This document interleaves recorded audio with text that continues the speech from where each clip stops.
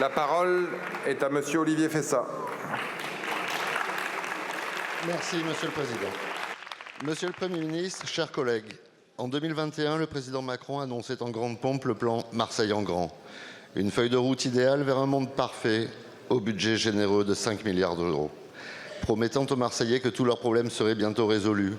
Sécurité, éducation, mobilité, santé, emploi, transport et logement.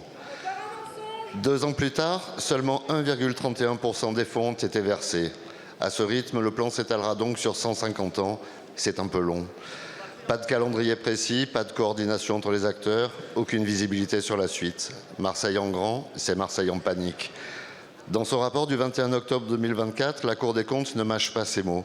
Manque de pilotage global, absence de priorité clairement définie et surtout des retards abyssaux dans les engagements.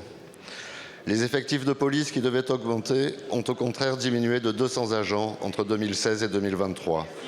D'ailleurs, en 2023, on compte une cinquantaine d'assassinats sur fond de trafic de drogue et déjà 37 exécutions depuis le début de l'année 2024. Marseille en grand, c'est Marseille en feu.